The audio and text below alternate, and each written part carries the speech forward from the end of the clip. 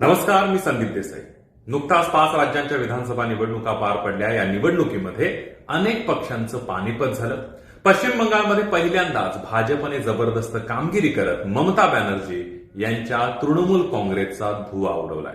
भाजपने तब्बल 207 ठिकाणी विक्रमी विजय मिळवलाय, तर दुसरीकडे 15 वर्ष सत्तेत असलेल्या ममता दिदींना केवळ 80 जागांवर समाधान मानावं लागलंय. पश्चिम बंगालच्या विधानसभा निवडणुकीमध्ये भाजपनं आपल्या तळागाळातल्या कार्यकर्त्यांना तिकीट देत निवडणुकीच्या मैदानात उतरवलं होतं आणि त्यांना निवडूनही आणलं. यातलंच एक नाव आहे, ते म्हणजे कलिता माझी. कलिता माझी या आसग्राम या मतदारसंघातून निवडून आलेल्या आहेत. विशेष बाब म्हणजे राजकारणात येण्यापूर्वी कलिता माझी या गेल्या 20 वर्षांपासून घरकाम करत होत्या. अनेक घरांमध्ये कामं करून त्यांना जवळपास महिन्याला 2,500 रुपयांचं उत्पन्न मिळत होतं. कलिता माझी यांनी आसग्राम मतदारसंघातून निवडणूक लढवत तृणमूल काँग्रेसचे उमेदवार श्यामा प्रसन्ना लोहार यांचा 12,535 मतांनी पराभव केलाय.